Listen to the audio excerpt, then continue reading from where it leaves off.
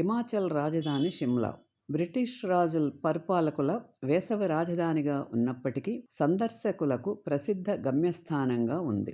రాష్ట్రంలోని పెద్ద hill station అయిన మనాలి, లిల్లిక్, కులు లోయ మధ్యలో ఉంది. జలపాతం బియాస్ నది.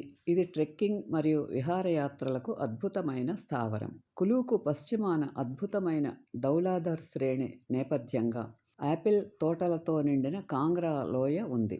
దీని ప్రధాన పట్టణం ధరంశాల.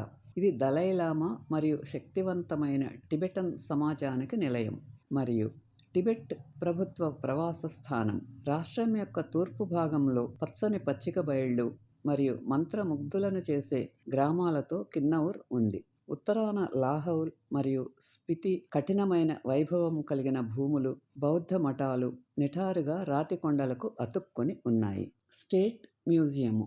అనారోగ్యంతో ఇన్వెరార్మ్ అనే పునర్నిర్మించిన రాజభవనంలో ఉన్న స్టేట్ మ్యూజియము 1974లో ప్రజలకు తెరవబడింది. అప్పటి నుండి ఇది హిమాచల్ ప్రదేశ్లోని వివిధ ప్రాంతాల నుండి దాదాపు 10,000 కళాఖండాల నుండి సేకరణను నిర్మించింది.